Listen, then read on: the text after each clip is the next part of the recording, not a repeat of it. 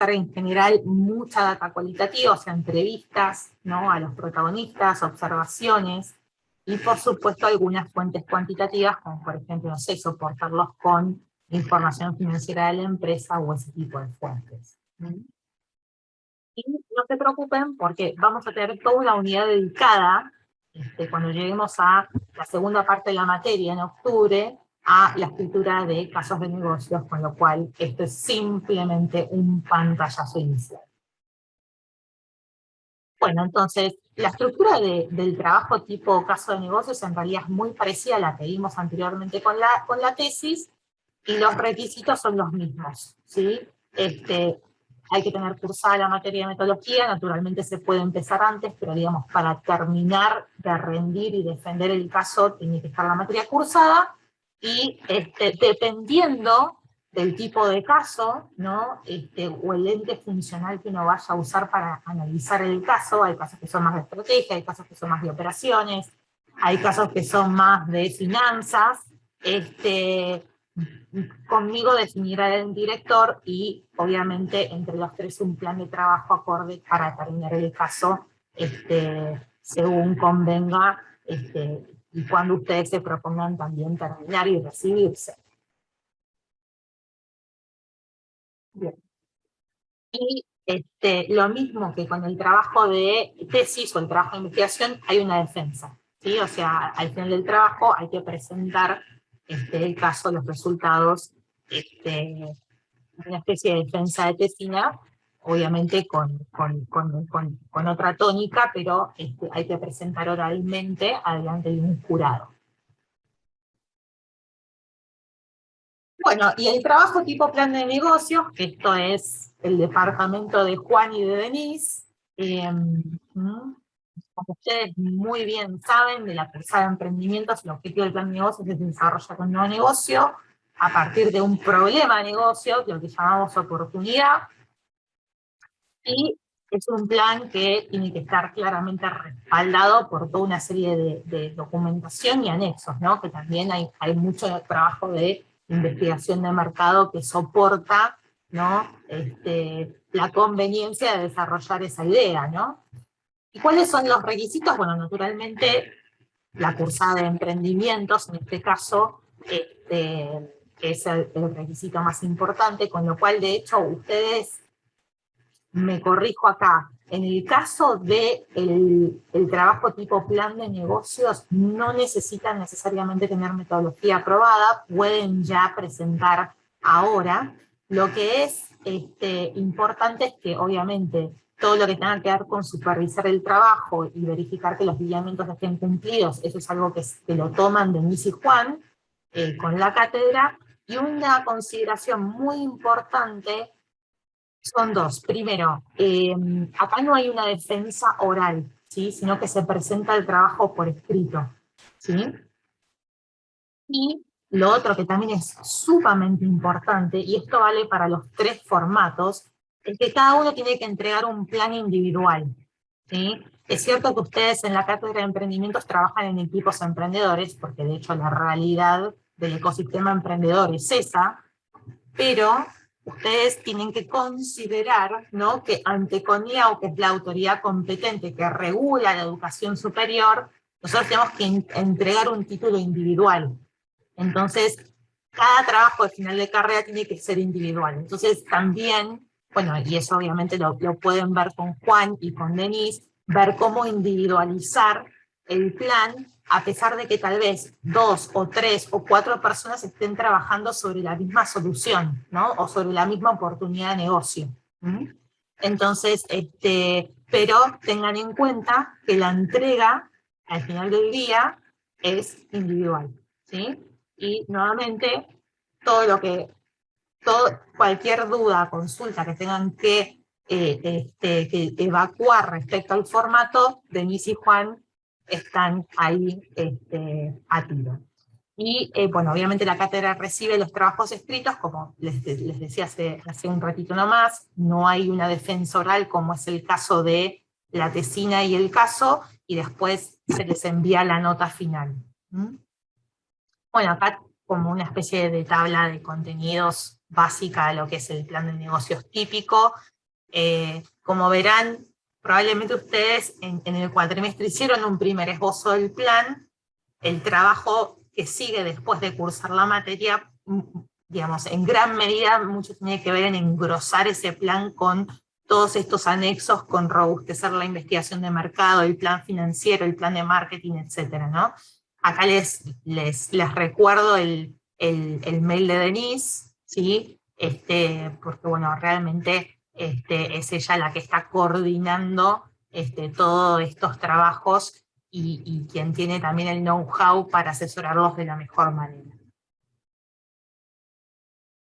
Bien, hasta acá. ¿Vamos bien? Sí, Sí. perfecto. Sí, perfecto. Ya dimos todas las reglas de navegación, reglas de juego, trabajo final de carrera, en fin, mucha info, mucha info. Me gustaría meternos en el corazón de la materia y empezar por intentar responder, porque nos va a llevar todo el cuatrimestre, responder esta pregunta. ¿Qué es investigar? ¿No?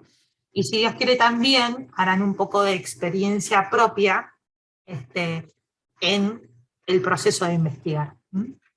Pero bueno, a grandes rasgos, muy a priori, muy conceptualmente, muy en teoría, ¿sí?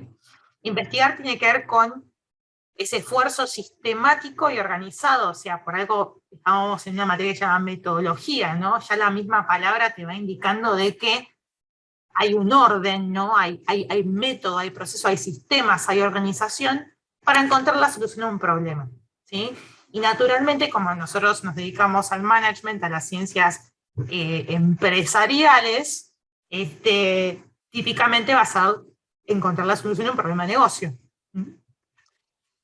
Ese proceso de investigación tiene que ver con pasar por todas estas distintas etapas, ¿no? Estos verbos que ven en pantalla, con indagar, con preguntarme, con observar, con experimentar y con examinar, ¿no? Una vez que yo intervengo, bueno, veo los resultados y examino qué es lo que está pasando, ¿sí? Obviamente, la investigación puede estar basada tanto en datos cuantitativos como en cualitativos. Es cierto que en negocios, en management, hay un cierto sesgo a lo cuanti, porque naturalmente lo que tratamos todos de hacer en las distintas áreas funcionales que estudiamos a lo largo de la carrera es tratar de ponerle un valor monetario, ¿no? No solamente a la solución que yo llevo al mercado, sino a todo el esfuerzo, ¿no?, que requiere llevar a esa solución al mercado y capturar valor en el mercado, pero naturalmente la investigación puede ser también basada en data cualitativa y de hecho, dependiendo naturalmente de lo que yo quiera estudiar, del problema que yo quiera solucionar, puede ser el camino más conveniente, ¿no? Y siempre dependiendo del tipo de evidencia que tengo, se extraen conclusiones acordes. La bondad que tiene la data cuantitativa es que en general, ¿sí? En general, todo esto es en general y ya veremos en el caso a caso, permite generalizar mucho más las conclusiones que la data cualitativa, que en general está siempre muy atada a un contexto muy específico, ¿no? Y es muy difícil generalizar a todo tipo de organizaciones. Y finalmente es un proceso fundamentalmente lógico, ¿no? O sea, que sigue, nuevamente, ¿no? Es un esfuerzo sistemático, organizado, sigue un orden, y ese orden es lógico. Y la competencia que sobre todo desarrollamos a la hora de aprender a investigar es la competencia del pensamiento crítico, ¿sí? De realmente poder pensar críticamente sobre la realidad que estamos observando y cómo podemos encauzarla, ¿no?, a nuestro favor. Bueno, como les decía, investigar viene en distintos formatos. No solamente porque puede ser quanti o quali, sino porque también la investigación puede ser tanto pura o teórica, como puede ser aplicada o práctica, ¿sí? Aquí llamamos investigación pura. Esto de pura por ahí es como que a uno lo revela un poco, porque es como medio que suena como investigación pura, como la investigación del litino, es tan así. En realidad, la investigación teórica, uno suele tener un sesgo a favor de ella porque pretende justamente, cuando está bien hecha, puede dar explicaciones y mecanismos causales para problemas que tienen validez en un amplísimo rango de contextos, ¿no? Nos da una teoría, nos da un lente para mirar, por ejemplo, muchas organizaciones distintas. Y eso es una herramienta muy poderosa. Lo que estamos en definitiva es generando conocimiento de base, ¿no? Y por eso de alguna manera está puesta como en ese lugar como de privilegio, la investigación teórica. Ahora, la investigación aplicada o la investigación práctica es igualmente importante, ¿sí? ¿Por qué? Porque justamente sobre la aplicación concreta, ¿sí? Sobre el caso concreto, sobre el problema concreto, podemos tomar medidas correctivas, ¿sí? O de mejora, ¿sí? En una organización concreta, en un setting muy, muy concreto, compuesto de un grupo humano muy concreto, y está al servicio de la resolución de problemas.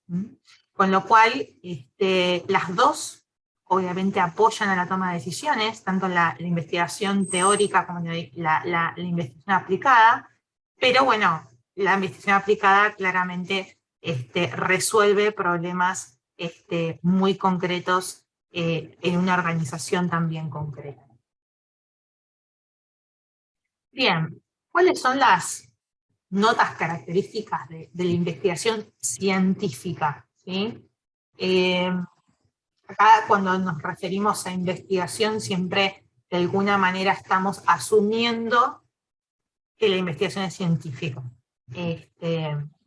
Y la ciencia es una forma, ¿no? de conocer la realidad, puede haber otras, pero es una ciencia, es una forma de alguna manera privilegiada de conocer la realidad, justamente porque está soportada por todo un proceso atrás, ¿no? Y por eso de alguna manera, ¿no? Como seres occidentales, ¿no? Obviamente si esta misma propuesta se la hacemos a gente de otras culturas, a pueblos originarios, a gente en Oriente, tal vez no tiene el mismo ranking, ¿no? Respecto a la ciencia como forma de conocer la realidad tan privilegiada como nosotros, pero nosotros occidentales tendemos a ver a la investigación científica como una forma privilegiada de conocer la realidad y, como decíamos antes, de resolver problemas prácticos, ¿no? Porque también la investigación puede ser aplicada.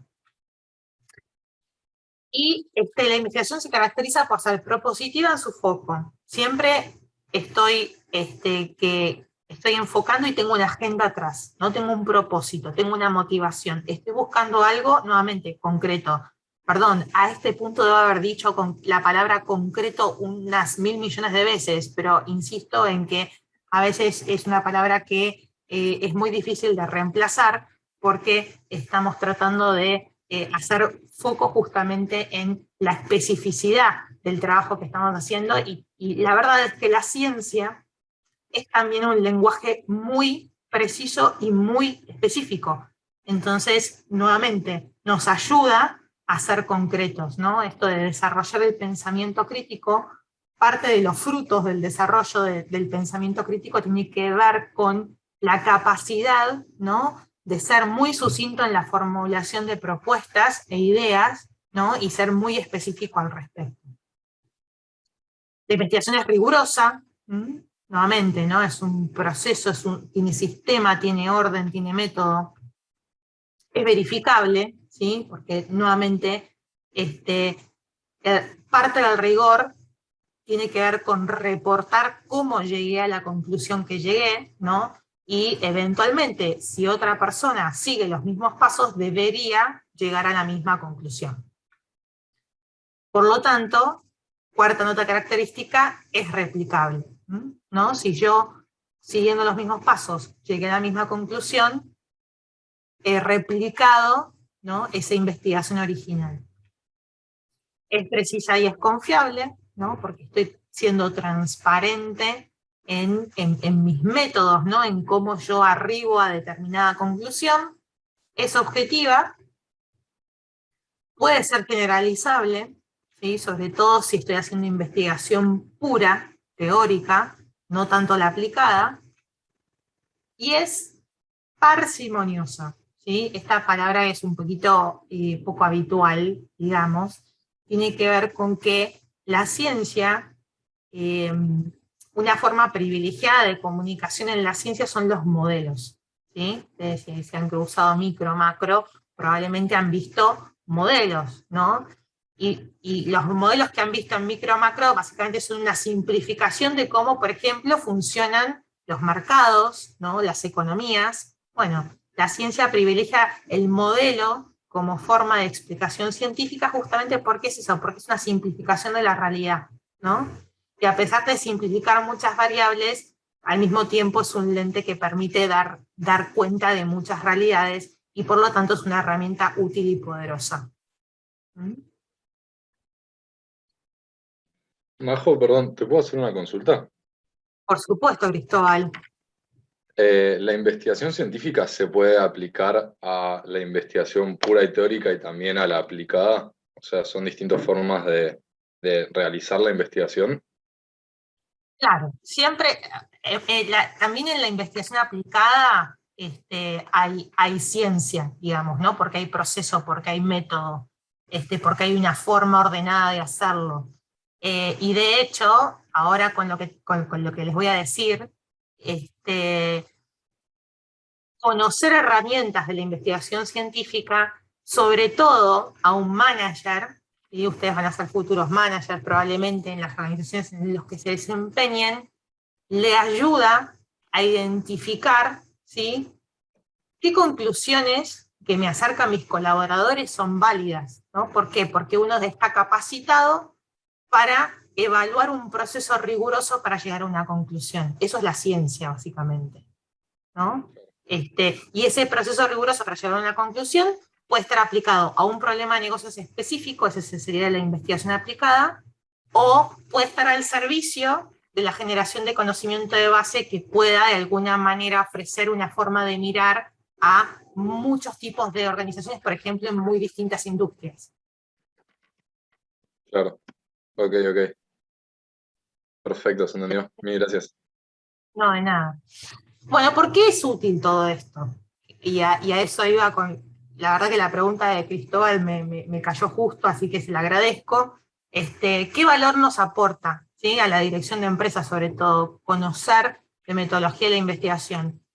En primer lugar, a cada uno, como gente que se desempeña en organizaciones, en negocios, conocer de metodología nos ayuda a desarrollar el músculo de la identificación de problemas. Nos ayuda a entrenar el ojo cuando uno empieza a ver esto no es normal, ¿no? Acá hay algo interesante, acá está pasando algo distinto. O en realidad, esto responde a algo más general que en realidad ya está sistematizado, que lo estudié en la facultad, que está en la literatura, que de alguna manera otros autores han hablado de esto, ¿sí? Desarrollar ese ojo, ¿sí?, tener ese ojo entrenado, es parte del propósito de cursar esta materia, ¿sí? En segundo lugar, porque ganamos en conciencia de la multiplicidad de factores que convergen en una situación dada. Si bien yo les decía que hace un ratito que el modelo es un método privilegiado de es un método de comunicación privilegiado en la ciencia para comunicar resultados, porque es simple, porque pretende dar de alguna manera una hoja de ruta a lo que está pasando, pero de forma muy simplificada. Pero las personas que arriban esos modelos justamente llegan a poder simplificar porque primero ganaron en conciencia de que en realidad la realidad está afectada por una multiplicidad de causas, ¿no? Y muchas causas, sobre todo, que no controlamos. Esto también nos calza en un muy buen momento, porque yo creo que una de las cosas que hemos aprendido en la última pandemia es que hay muchas cosas de la realidad que exceden nuestro control, ¿no? Es como que justamente la pandemia, si algo nos enseñó, es que muchas cosas se nos pueden escapar, ¿no? Y que no las podemos controlar. ¿Mm? Y bueno, nada, conocer cómo la buena ciencia se produce nos ayuda también a ganar en conciencia de eso, la multiplicidad de factores que afectan la vida en las organizaciones y la vida propia, desde luego, ¿no? En tercer lugar, para poder calcular y evaluar riesgos en la toma de decisiones de forma más efectiva. ¿Por qué? Porque puedo salir, ¿no?, de mi lugar de toma de decisiones, ir a la realidad, ver qué está pasando, ¿no? Y así, de esa manera, poder combinar la ciencia con la experiencia. No tanto confiar en el estómago es importante, no digo que no, pero también tener data objetiva, investigación a la mano, y poder juzgar cuál es buena investigación de buena calidad para tomar mejores decisiones, ¿sí?, a la hora de sacar adelante una organización. En cuarto lugar, porque cuando nosotros de alguna manera nos entrenamos en este proceso que es sistemático, ordenado, objetivo, nos ayuda personalmente a ganar objetividad a la hora de identificar potenciales conflictos de interés. Parte, ¿no?, de hacer buena investigación y seguir una buena metodología tiene que ver con reportar, ¿no?, qué estrategias como investigador yo adopté para, de alguna manera, mitigar, ¿no?, bajar mis propios sesgos, ¿no? Y entrenarme en hacerme consciente de mis sesgos y tratar de mitigarlos, eso me hace más objetivo, ¿sí?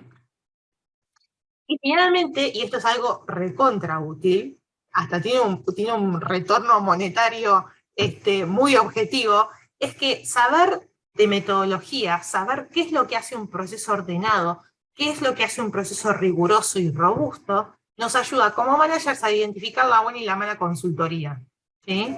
Nos ayuda a mejorar el proceso de contratación en consecuencia, ¿sí? Claramente saber de metodología me ayuda a evaluar la calidad de un informe que me puede traer un consultor para ayudarme a tomar decisiones, ¿sí? Me pone también en la posición de saber exigir, ¿no?, de tener de alguna manera un buen research de calidad respaldando cualquier recomendación que como manager me hagan. Con lo cual, parece una materia media fumada, pero en realidad es bastante útil saber de estas cosas. Bueno, ¿por dónde empezamos? ¿Sí? Si tenemos la introducción del caso, qué es investigar, muy a grandes rasgos, los distintos formatos en los que eso viene, por qué es útil, ¿dónde arranca el proceso de investigación?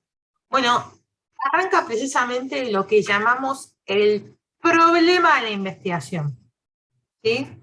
¿Y qué es el problema de la investigación? Suena muy problemático, claramente, ¿no? Problema, pregunta. Y esto de alguna manera viene a romper también algunas falsas o algunos mitos urbanos, por decirlo de alguna manera más amigable, que tenemos respecto a la investigación científica, ¿sí? Uno, cuando le dicen investigador científico, inmediatamente se imagina, primero, a una señora o un señor con una bata blanca, ¿sí?, saliendo de un laboratorio y que necesariamente tiene todas las respuestas que había, si por haber, de las que yo me pueda preguntar, ¿sí? Y lo cierto es que lo que a los investigadores, y yo me incluyo en ese club, que no es para nada selecto, todo lo contrario, lo que nos mantiene en vilo, ¿sí?, digamos, nuestro combustible, no es tanto lo que sabemos, sino lo que no sabemos y lo que nos falta saber. Eso es precisamente el drive, el empuje, ¿sí?, para lanzarse a un nuevo proyecto de investigación. El punto de partida es un problema de investigación que puede representar distintas cosas, ¿no? Principalmente alguna situación insatisfecha, ¿sí? Algo que no está haciendo, no está alcanzando, ¿no? Nos faltan 5 para el peso. Típica situación organizacional. Bueno, estamos en plena crisis del coronavirus, recesión en Argentina. ¿Cómo hacemos, ¿no?, por ejemplo, para levantar nuestras ventas? Una falla o anomalía, esto no es normal, el famoso esto no es normal, esto nunca nos pasó, por qué nos pasó lo que nos pasó, una oportunidad prometedora, por eso también, si quieren, ¿no?, cursar en el mismo año emprendimientos y metodología es muy sinérgico, ¿no?, porque de alguna manera metodología también ayuda a sinergizar con ese mindset de estar abierto y de encontrar las oportunidades, ¿no?, por ejemplo, para desarrollar un negocio, o simplemente un tópico de interés. Y este problema puede originarse en la práctica, ¿sí?, en la vida misma de una organización, a partir de la experiencia, o bien en la disciplina académica, ¿sí?, un gap teórico, un gap en la biblioteca, un gap en la literatura. Y eso es típicamente cómo se dispara un proceso de investigación pura o teórica. Bueno, y el problema de investigación, para que de alguna manera sea un buen puntapié a una investigación enfocada, o sea, para que el problema de alguna manera sea agarrable, ¿no?, hablando bien en criollo, hay que balancear dos cosas que parece que están en las antípodas. Por un lado, esta foto media, ustedes dirían un poquito random, que ustedes ven a la izquierda de la pantalla, simboliza el rigor. ¿Por qué simboliza el rigor? Si lo miran con un poquito de detenimiento, lo que están viendo en la foto es un animal mitológico, ¿sí?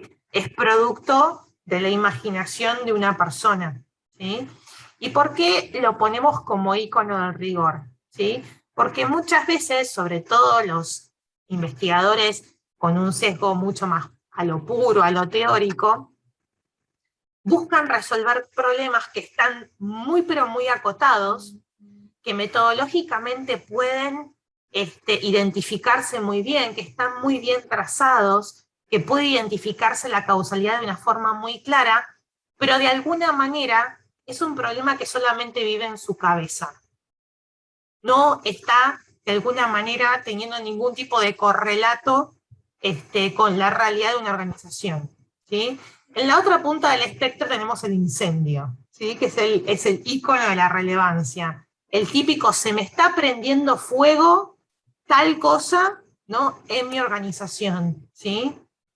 Lo que se me está prendiendo fuego claramente está en el cuadrante del urgente, ¿sí?, en lo que una organización debería resolver ya, con urgencia. Sin embargo, está en la punta del espectro, ¿no?, y es tan grave como el animal mitológico, si se quiere, es un vicio a la par, ¿no?, en igualdad de maldad con el animal mitológico, porque el incendio, justamente como requiere esa urgencia, me interpela en lo inmediato, no me permite, ¿sí?, pensar ordenadamente, ¿sí?, y proponerme un proceso de investigación ordenado, ¿sí? Entonces, ¿dónde yo encuentro ese problema de investigación ideal y esa pregunta de investigación ideal que me va a conducir a un proceso de investigación y unas conclusiones que realmente sean fructíferas y que puedan ser agarrables por un proceso razonable? Bueno, cuando hay un balance entre estas dos cosas, básicamente en el medio, cuando yo puedo de alguna manera encontrar ese balance en el medio entre rigor y relevancia. Rigor, ese balance entre esas dos cosas, ni un extremo ni el otro, sino encontrarnos en el medio del rigor y la relevancia, me va a llevar no solamente a producir, digamos, poder enunciar conclusiones, interpelen a la práctica, ¿sí?, que realmente le sean útiles a un manager, pero que al mismo tiempo yo haya podido arribar a esas conclusiones siguiendo un proceso sistemático, ordenado, que el rigor científico demanda. Bueno, y acá van algunos indicadores de qué es relevante, ¿sí?, o qué es importante. Es básicamente lo mismo, hablar de relevancia y de importancia. Bueno, 3 criterios, pueden ser más, pero digamos, 3 criterios que ayudan mucho, entre varios otros, es pensar en 3 cosas, ¿sí? Cuando la sabiduría convencional se choca con la realidad. El famoso esto no es normal, ¿sí? Acá pasa algo raro. Y podemos pensar en en estos gigantes digitales que estamos viendo, ¿no? Nuevos entrantes que se hacen grandes muy pronto, ¿no? Como fue en su momento el caso de Facebook, que ya está casi de modé, pero bueno, en su momento fue tremendamente disruptivo, un poco más cerca en el tiempo Uber. Pensemos ahora en todos los gigantes digitales que estamos viendo, o por ejemplo la emergencia de la fintech. Otro criterio de acá hay algo importante, acá hay algo relevante que vale la pena estudiar, es cuando los principios de negocio fundamentales, ¿sí?, son desafiados. Por ejemplo, ¿no?, volvemos, ¿no?, a los gigantes digitales. La revolución digital permitió, ¿no?, hacer negocios de una manera totalmente distinta, ¿no?, y la emergencia de nuevos negocios digitales, por ejemplo, los modelos de plataforma, que antes no existían, ¿no?, y eso de alguna manera tiene principios de negocio fundamentales tremendamente desafiados, porque en realidad el valor de una plataforma, ¿sí?, no depende tanto de un producto, de la diferenciación de un producto, sino de su base de usuarios, o también la pandemia, ¿no? Cómo de alguna manera cambió las reglas respecto a la conveniencia del trabajo remoto. Mucha gente antes de la pandemia no creía que el trabajo remoto era ni remotamente viable. Y bueno, ¿no? Y esta circunstancia nos forzó a todos a trabajar desde casa. Y después, muy alineado a esto de que los principios fundamentales de negocio sean desafiados, cuando hay tensiones y paradojas respecto al business as usual, ¿no? A los negocios tal como tradicionalmente uno los piensa, ¿no? Y si uno realmente se pone a mirar, ¿no?, el ecosistema, mismo el ecosistema emprendedor cada vez se está poblando más de empresas, ¿no?, que no solamente nacen para buscar un objetivo de rentabilidad, un profit, sino que tienen también objetivos de sustentabilidad, que vienen a resolver o un problema social, un problema medioambiental, ¿no?, de las famosas empresas de triple impacto, la emergencia de las B Corps. Bueno, todas estas cosas que estamos viendo empiezan de alguna manera, ¿no?, a desafiar, ¿no?, al business as usual. Y eso, ¿no?, es un indicador de relevancia como algo importante que vale la pena mirar, ¿no? Y que a muchos managers le va a servir entender cuáles son esas nuevas reglas de juego que estamos viendo emerger en el mercado y tener más herramientas para tomar mejores decisiones. Ahora, yendo un poco al barro de todo esto, ¿no? Y cómo se formula el problema. Van a ver que yo soy bastante fan de los procesos y en general van a ver muchas cosas formuladas en términos de proceso de X cantidad de pasos. El caso del programa de investigación es un proceso que tiene 4 pasos, que básicamente tienen que ver mucho con ese ir y volver todo el tiempo, ¿no?, entre la realidad, ¿no?, y ese pensamiento crítico que yo estoy tratando de formar, ¿no? Yo estoy tratando como de amueblar mi cabeza para mirar, si querés, con una lupa mucho más afilada, la realidad o la organización en la que estoy participando. El primer paso de ese proceso es detectar y situar, después vendrá el anclar en el contexto propio de ese problema, vendrá una fase de diagnóstico, y esto a veces puede sonar un poco decepcionante para muchos, pero en realidad el producto final de este proceso es una pregunta, no es una respuesta, ¿sí? El cuarto paso tiene que ver con la formulación de la pregunta de investigación. Vamos a darle doble clic a cada uno de estos pasos. ¿Cómo detecto? ¿Sí? Acá tenemos que ser muy honestos con nosotros mismos, ¿sí? Porque si bien, o sea, uno trata de formular un caso por la importancia y la relevancia de un problema, tenemos que ser igualmente conscientes de que los problemas no tienen una naturaleza 100% objetiva, ¿no?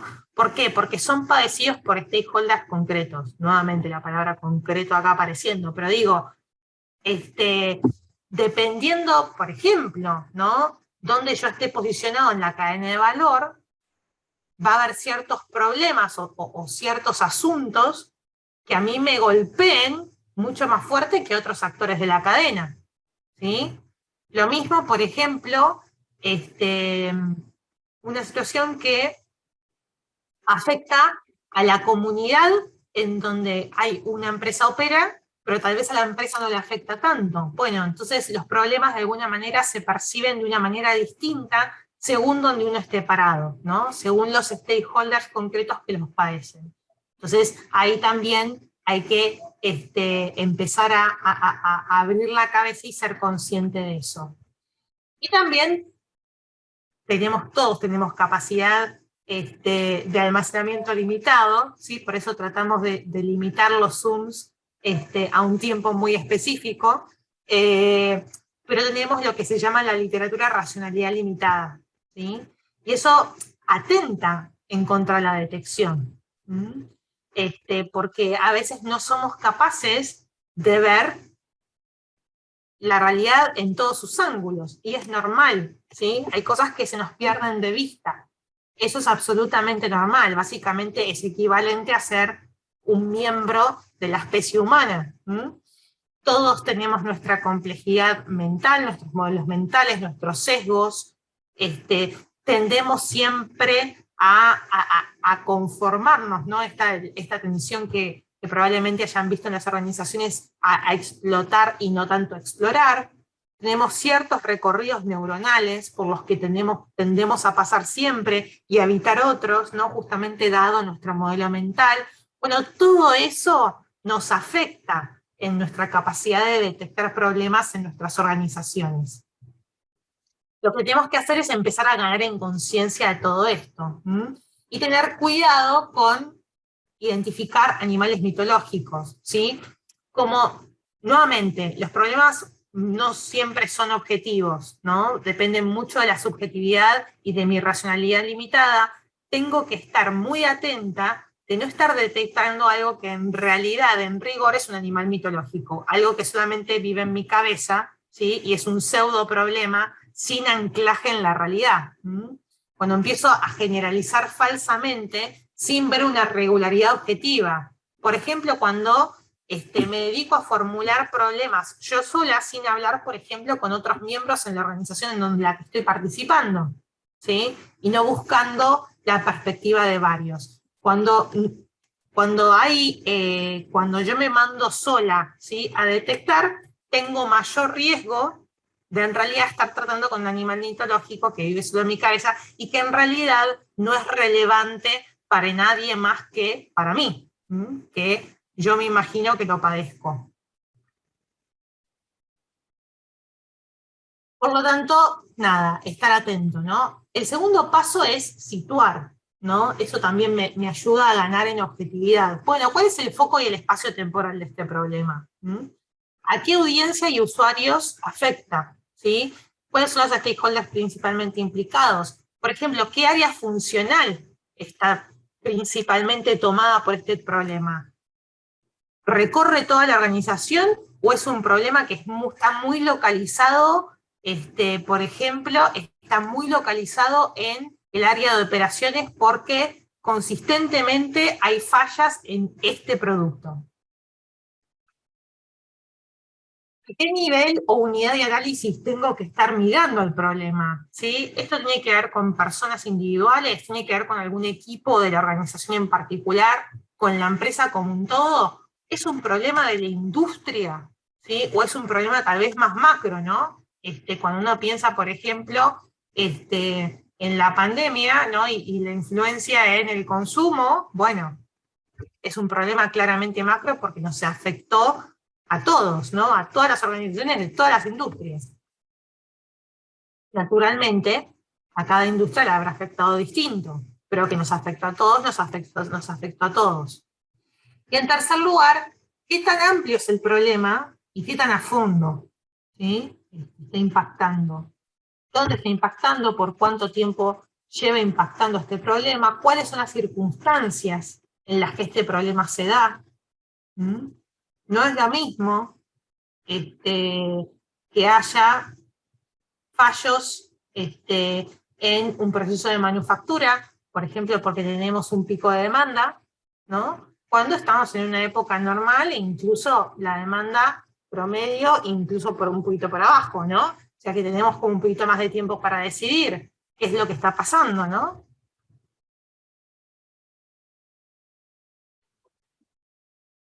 Cuando se trata de entrar en contexto, me gusta mucho esta frase de Robert Dubin. Yo sé que Robert Dubin por ahí no le suena de nada, pero es como una especie de rockstar de la metodología, entonces lo traigo a colación por ese tema. Pero este señor dice algo que en realidad tiene mucho sentido común, ¿no? Es muy difícil decir algo que tenga sentido sobre el mundo real sin arrancar del mundo real, ¿no? Esto de ojo con los animales mitológicos, bueno, Dubin va en esta misma línea. O sea, arranquemos del mundo real, ¿no? No de mi mundo imaginario, ¿sí? La observación y la descripción del mundo real son puntos esenciales de origen para las teorías en áreas aplicadas. Y el management es una ciencia aplicada por excelencia, ¿sí? Es una ciencia muy práctica. No estamos en el campo de la física, no estamos en el campo de la astronomía, o sea, estamos en un área de la ciencia tremendamente aplicada, tremendamente práctica. Entonces, si no estamos realmente anclados en el real world, ¿sí? Como dice Dubin, en el mundo real, estaremos perdiendo el tiempo. Entonces, respecto a este tema, ¿sí? Poder anclar el problema en contexto requiere de un poquito de investigación preliminar. ¿Qué tipo de investigación preliminar? Casi la investigación periodística. Saber quién tiene el problema, qué es el problema, ¿sí? Un principio básico de la toma de decisiones directivas, ¿sí? Es definir el desafío, ¿sí? ¿Qué es el problema? ¿Sobre qué estoy decidiendo? ¿Sí? Y ser muy claro al respecto, porque definir el problema, como dicen por ahí, ¿no? Dicen el dicho popular, ahí está casi el 50% de la solución. ¿Dónde está el problema? ¿Cuándo se tiene este problema? Las circunstancias, ¿no? ¿Por qué se tiene el problema? ¿Y cómo se manifiesta? Y finalmente, llegando al último paso de este proceso, ¿no? Que tiene que ver con la formulación de la pregunta, nuevamente, el último paso decepcionante, ¿no? Porque el proceso termina en una pregunta, no termina en una respuesta ni en una solución, termina en una pregunta. Y ya veremos por qué esto es tan importante. La pregunta tiene que ser enfocada para que realmente me pueda llevar a un proceso de investigación que sea manejable, ¿no? Porque las teorías del todo no le sirven a nadie. Primero, que a mí me hacen la vida imposible, y segundo, no le puedo dar una respuesta de nada a nadie. Entonces, lo que tengo que hacer a la hora de definir mi pregunta de investigación, que es realmente el puntapié inicial del proceso de investigación, es seleccionar algunos aspectos críticos del problema que naturalmente y nuevamente, insisto mucho en esto, tienen que tener correlato en la realidad, tienen que ser muy objetivos y tienen que ser tremendamente relevantes. Obviamente que en los pasos anteriores se abren muchas posibilidades de posibles preguntas, porque hay muchos aspectos, muchas facetas de un mismo problema organizacional. Lo que es clave es seleccionar una o algunas muy pocas. Y, como les decía, la pregunta determina el foco, y no solamente el foco, sino la factibilidad del estudio, porque yo no puedo dar cuenta de la multiplicidad de causas que convergen en toda la realidad. Justamente por lo que decíamos hace un rato, porque tengo racionalidad limitada, recursos limitados, tiempo limitado, tengo que realmente lograr el foco en lo importante para hacer un estudio justo y factible, ¿no? Y la pregunta, en la medida que esté bien formulada, es esencialmente el criterio de relevancia y de calidad. Criterio de relevancia porque si la formulo bien, de alguna manera estoy focalizando en algo que es verdaderamente importante, ¿sí? Y de calidad, ¿por qué? Porque esa pregunta está acotada de tal manera que yo la pueda de alguna manera recorrer, procesar con rigor científico para que esas conclusiones a las cuales yo llegué sean de calidad. Y esto es lo más importante que se tienen que llevar hoy a casa, ¿sí? Una buena pregunta de investigación siempre, esto parece una verdad de perogrullo, pero pisamos el palito acá 150 millones de veces. Créanme que es así, ¿sí? Una buena pregunta de investigación termina con signo de pregunta, no con un punto, ¿sí? Porque una buena pregunta de investigación jamás preordena la solución. Una buena pregunta de investigación no es una hipótesis de trabajo, es una pregunta. Y es una pregunta abierta, es lo que queremos aprender. Si la pregunta no termina con signo de interrogación, evidentemente estamos cerrando, ¿sí?, caminos alternativos, estamos cerrando posibles respuestas y estamos nuevamente preordenando la solución a nuestro problema. Y eso es un error, eso es un sesgo, ¿no? Y eso habla de un proceso que no está siendo ni justo ni riguroso, en otras palabras, que no está siendo científico. Bien, hemos llegado al final de nuestra primera cápsula teórica del cuatrimestre. Estamos a 5 minutos de cumplir los 75 minutos prometidos, ¿sí? Voy a parar un poco de compartir, para ver si les veo las caras, por lo menos algunos. ¿Estamos bien? ¿Tenemos preguntas? Sí, perfecto. Sí, todo bien. ¿Todo bien? ¿Seguimos vivos? Bien, gracias Sí, por sí. las manos. Bien. Entonces, voy a contar qué hay de tarea para el próximo jueves. Créanme que si realmente le ponen foco a esto, vieron que la materia está anunciada que dura hasta como las 17:15, que para mí es una especie de tortura china y jamás les infligiría esa tortura a ustedes, créanme, soy un ser humano al final del día. Pero si ustedes le ponen foco, pueden usar ese tiempo que les queda hasta las 17 horas para realmente resolver la consigna que está asignada y vence el próximo jueves que nos volvemos a encontrar. Porque es muy concreta. Me encanta esa palabra, ya se dieron cuenta, ¿no? Ahora estas voy a compartir. Bueno, ¿qué hay que hacer? Van a mirar la charla TED de Stuart Firestein. ¿Quién es Stuart Firestein? Firestein en realidad es un tipo que está bastante lejos del management porque es un neurólogo.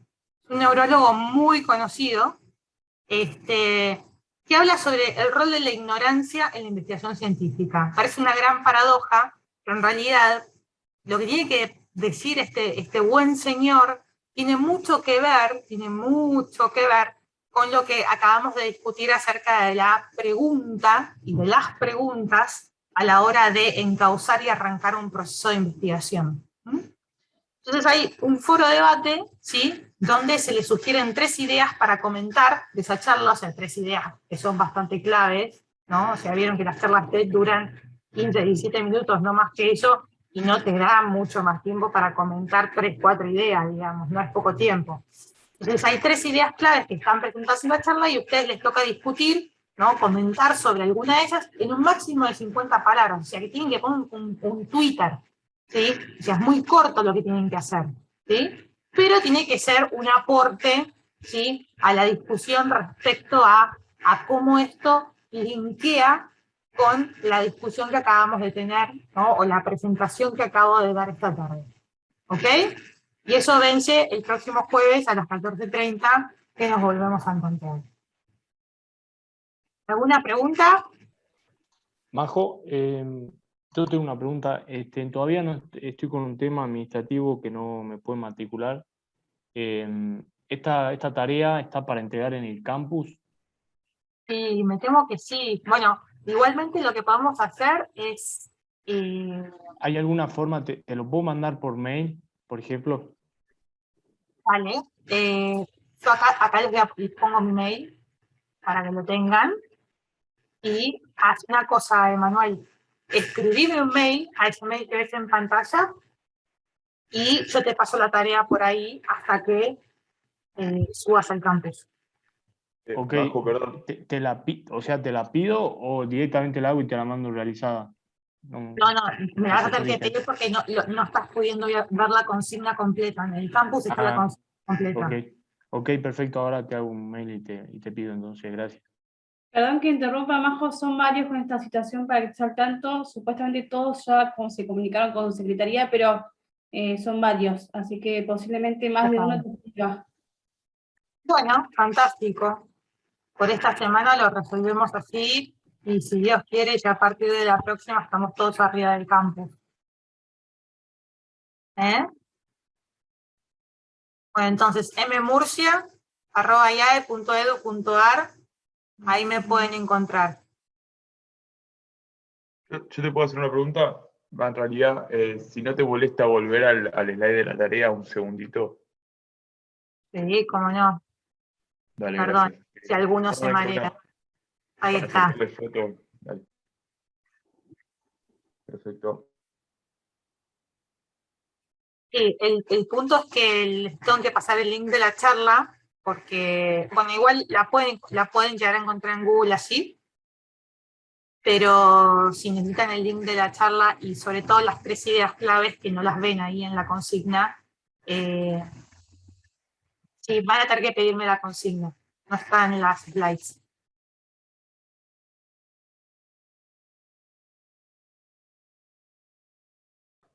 Ahí mandé por el chat la consigna que está en el campus, por si quieren copiarla los que no pueden Qué bien, acceder. Liliana. Una genia. ¡Qué velocidad! Bueno, gracias, Liliana.